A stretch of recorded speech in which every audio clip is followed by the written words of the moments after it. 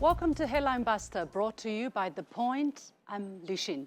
In this series, I dissect stories that are making headlines around the world and talk to my guests to make up for the missing and some deliberately pieces of the puzzle. So join me in real time by sending us your comments or questions via the CGTN page on Twitter, Facebook, YouTube, or Weibo. We live stream Headline Buster at 11 a.m. Beijing time on Thursdays and air the segment on Fridays. So do join us during the live streaming and get in touch. We would love to receive and possibly read out your insightful comments. Our topic today, Xizang, which is better known abroad as Tibet. Xizang is the pronunciation of the Chinese name of the region. Almost exactly 72 years ago, on May the 23rd, 1951, the Central People's Government of China and the regional authorities of Xizang signed an official agreement on the peaceful liberation of the region.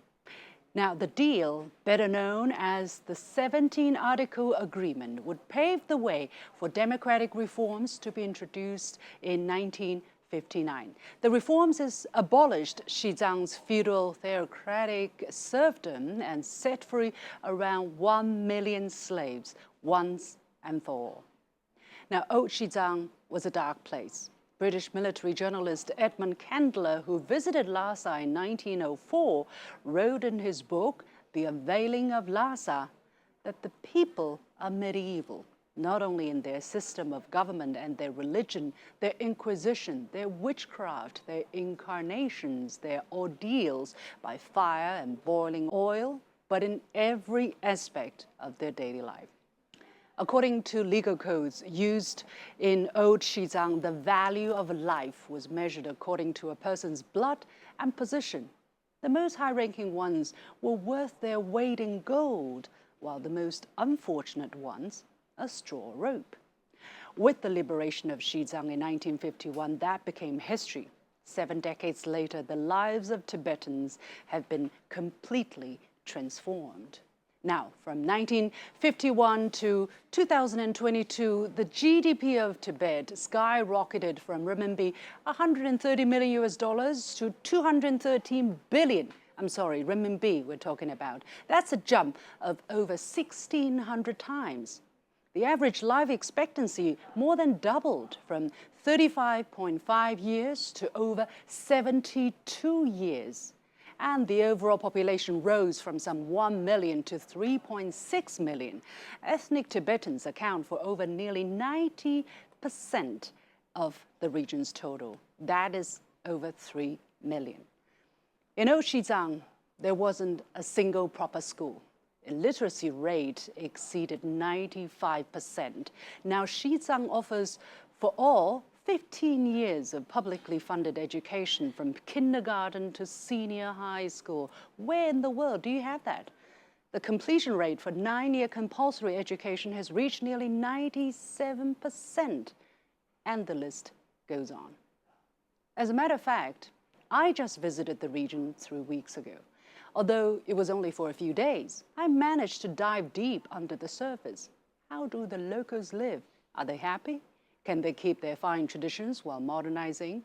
And the answer was clearly yes. In the capital Lhasa, I found a bustling city on way to modernity which embraces its heritages. Both in and around the iconic Patala Palace and Jogkhon Temple, I saw troves of devoted worshippers performing religious rituals without fearing disturbance. Inside the premises, worshippers and monks rubbed shoulders with tourists from all over the country. In the park, I joined locals performing traditional circle or tap dances. I may have had difficulties keeping up with their steps, but I was swept away by their joyfulness. Now, I have shared with you hard facts and my personal feelings. However, they don't seem to matter when politics and ideology come into play. What I'm referring to is the latest annual so-called International Religious Freedom Report published by the US State Department. Now, the report, as it always does, claims that religious freedom in China is a particular concern. It was tweeted by U.S. Ambassador to China Nicholas Burns on May the 17th.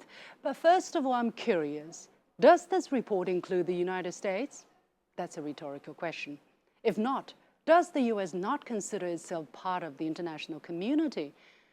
America claims to be a land of the free, but if it chooses not to believe in religion, especially Christianity, life may be not so kind.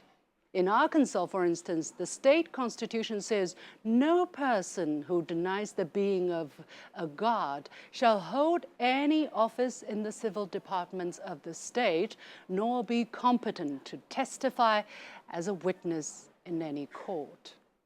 Astonishing, right? Such articles would be in place. In fact, in 2023, as we speak, there are still a total of 8 states in the United States which have similar clauses on the books. Is this religious freedom? Some people say, well, one of such books has been ruled unconstitutional by the Supreme Court. But mind you, being an atheist or communist in the United States is not an advantage, especially if you want to run for public service. And this is only one problem impeding religious freedom in the United States: discrimination against Muslims, politicization of religious beliefs, Christian nationalism, to name but a few. What has the US government done about these? Any progress? Are they printing an annual report on religious freedom in the United States? Unless and when they do that, we can accept that they talk about the rest of the world. Not surprisingly, the U.S.'s scrutiny is focused on others, especially those considered different-minded. China gets the privilege every year. And this year, the part on Xizang was 34-page long, alleging that religious believers suffer from discrimination and even persecution. On May the 16th, Chinese Foreign Ministry spokesperson Wang Wenbin didn't mince his words. We do not accept it and categorically reject it. We urge the U.S. to face up to and reflect on its own problems, respect the facts and truth, stop applying double standards, and stop using the so-called human rights, religious, and ethnic issues to meddle in China's internal affairs. As I said earlier, I was there and I saw a peaceful Xizang. What I definitely didn't see was religious oppression. I wonder if the writers of the report ever been to Xizang at all. Otherwise, they would not come up with such nonsense. However, the media treated the State Department report unquestioningly and just chewed and spit it out. This ABC News report says, although data is limited, the survey also noted that the Chinese Communist Party has significantly and broadly cracked down on religious freedom over the course of the year. Well, if data is limited, how can one conclude there is a significant and broad crackdown? The article doesn't specify the content of the data and where it comes from. Out of thin air?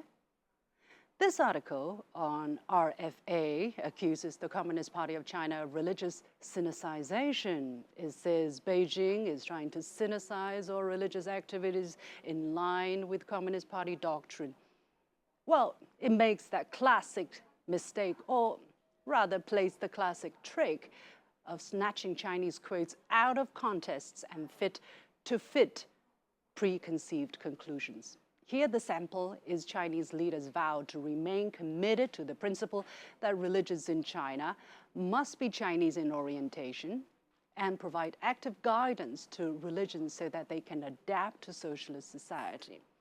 Immediately, the phrase Chinese orientation is given the straight jacket of sinicization, a derogatory term referring to assimilation in the culture of Han, the main ethnic group of China. Somehow, the term has been expanded to cover influence of the party. But what China is calling for by Chinese orientation is really that religions in China should help support unity and prosperity of the country, especially the main religions, Buddhism, Taoism, Christianity, and Islam. In which country should religions not be expected to do so? And what's wrong with guiding religions to adapt to society? Isn't it the hallmark of a society respectful of all beliefs? Religion must find its place within the society, not the opposite. Now, I don't want to bore the bejesus out of you. I think I've made my point, but I like to draw your attention to an embarrassing turn of events which had been widely reported recently when the Dalai Lama asked if a young boy wanted to suck his tongue. Now, in a related article, the BBC somehow decides to challenge the slave history of Xizang, calling it a controversy. It says, historically, the Dalai Lama did not directly own serfs, as he was seen as the sovereign of Tibetan society. Everyone in Tibet was considered his subject, much like people in the UK are subjects to the king. The article cites a scholar on Xizang. I nearly died laughing when I read that.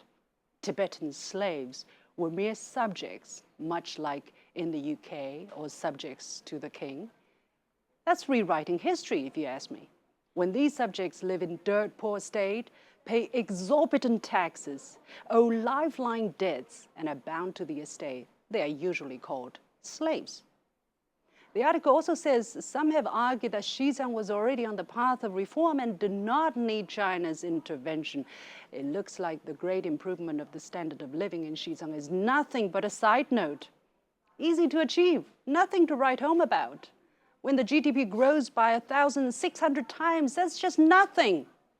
Well, I beg to differ on that part.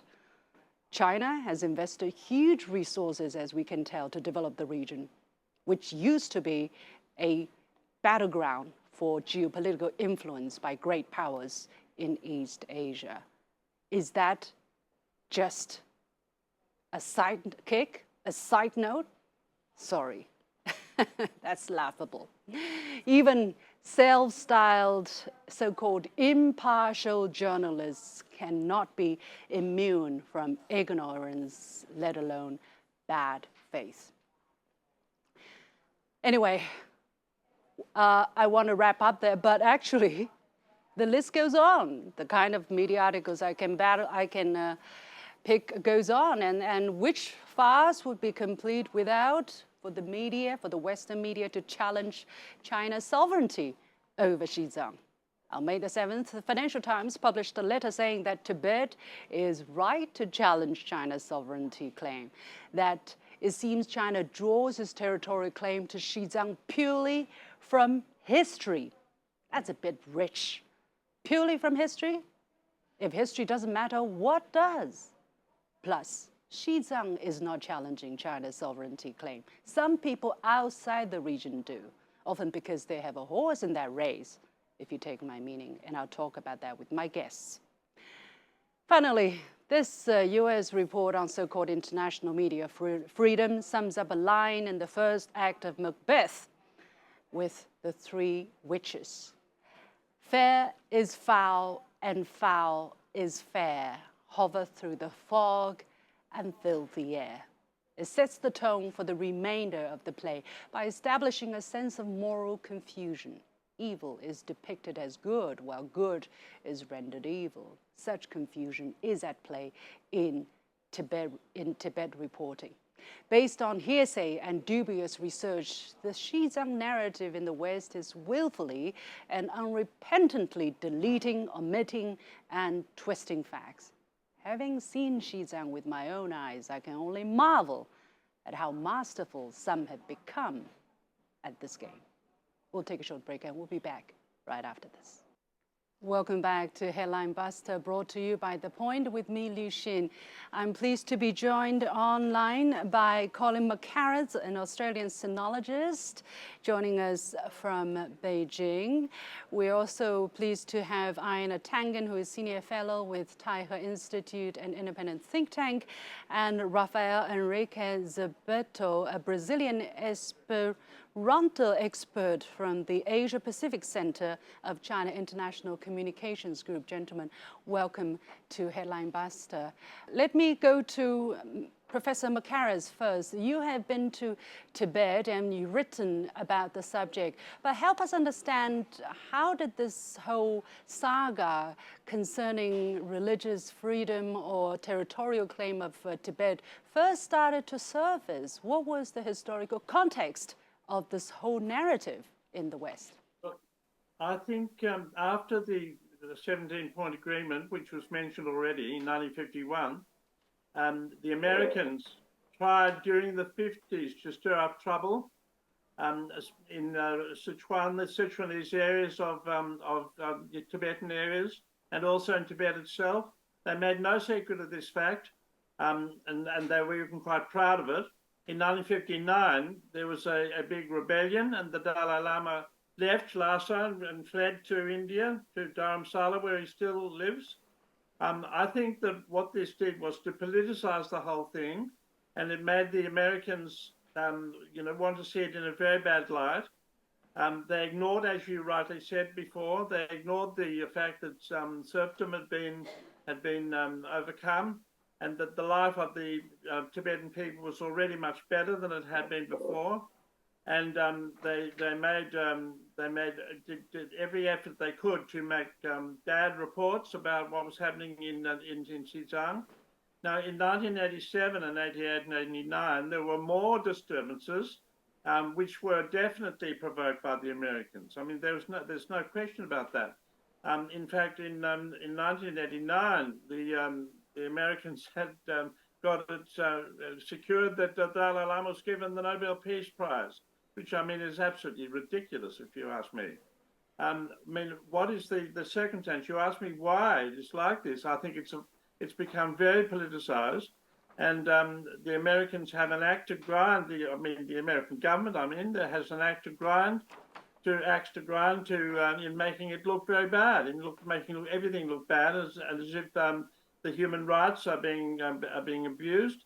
And I may say also that the Dalai Lama became a kind of icon also, and his view was believed, and he had an axe to grind in making things look bad in Tibet itself, so that he himself could look good. And I think he became, as I said, an icon. And a lot of people in the West thought, oh, he's a nice holy man. We believe him. We don't believe the propaganda from China. That's how I see it. Yeah, Professor Mackerras, if I'm allowed to follow up a little bit, what is the United States' game by politicizing the Tibet issue? What do they try to achieve? I think a lot of people in the United States think that Tibet should be independent, and I think they want to tear China apart. They don't want a Chinese unity. And I think a lot of people are doing everything they can to secure that in. And it's the same in Xinjiang too, by the way. They've been trying to stir up trouble. I don't say everybody is like that, but I do say that there are a lot of them who are doing that. And they have a political purpose in doing it. Einar, your comments on the same questions. Well, I agree with Colin. I mean, but I think you're giving too much credence to this. The U.S., we have a standard tactic. We accuse others of the things that we have done or continue to do. And we, use any wedge issue or potential wedge issue that we can either gin up or, it doesn't matter about facts. I mean, the intelligence services of the U.S. are funded at $90 billion a year. 330 million of that goes to the National Endowment for Democracy. Well, what is this group? Well, they're funded by the U.S. government, and their job is regime change. They are there to make sure that every country adheres to American values. And if there's powers in being that don't adhere to America's values, they are free to go in there and try to literally destabilize the regime and bring it down. They've been very active in Tibet and on the Tibetan issue. And this is just America's way of trying to weaken China. Rafael, you just visited Xizang. Tell us about your experience. Was it your first time in that region? What did you see? What did you not see? Yes, I was there last week. I can say, first of all, it's a very beautiful place. We all know that, many beautiful scenic spots. And I also saw much development in the region. So I'd like to focus on two topics that are the environmental protection. I could see the protection there is great. The environment is very well preserved. And in the region of Lhasa, it's even being improved. The government is adopting new techniques to plant trees in the surroundings of the city to improve the environmental conditions for the local people.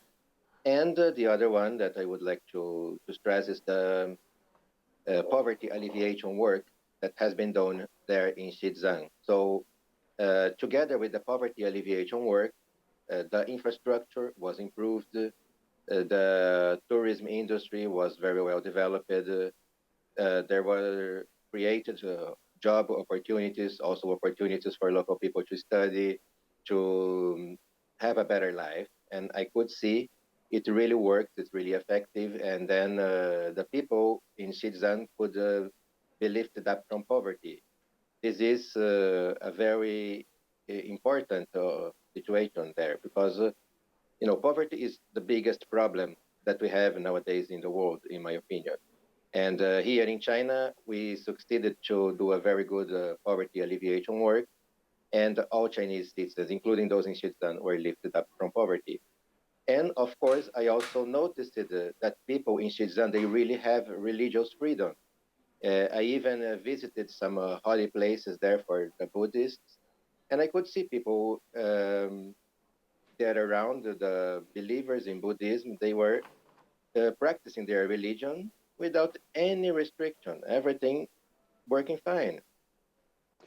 Rafael, how refreshing, how enlightening was this experience to visit Tibet? Because before people go there, it's just my experience, before you actually see it and be on the ground yourself, it is impossible to understand the degree to which the lies have been, blinding people's eyes all over the world. So how did it feel for you before you went there? I'm sure you also read about Tibet on all kinds of media. How big was the gap for you?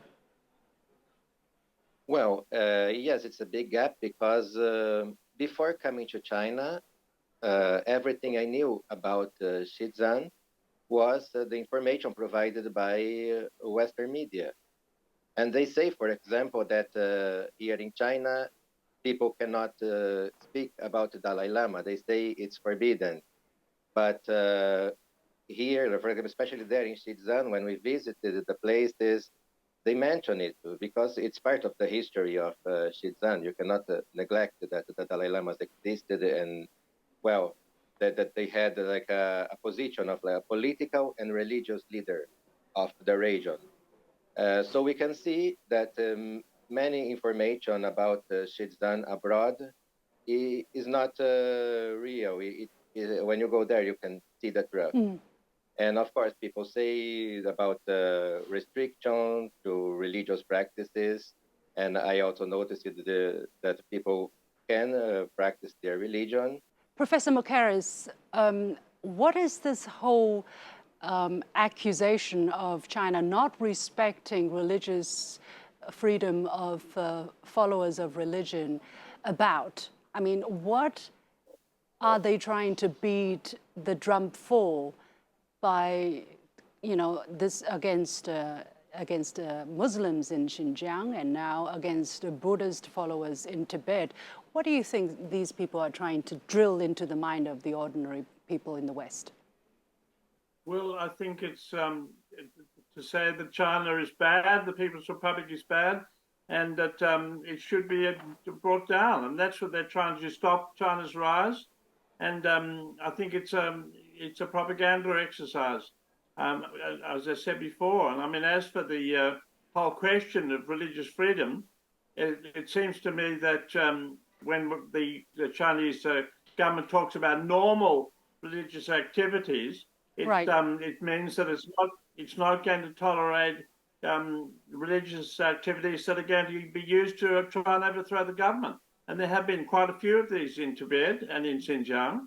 And it seems to me that it's as you said earlier, it's not unusual that people will want to try and protect the government, and they're going to stop religious activities that are against the government. But I just think that everything I've seen, and I agree with what Rafael said. I mean, I've been around a lot of places in China with religion, and what I see is that normal religious activities are respected and people could go about them very normally.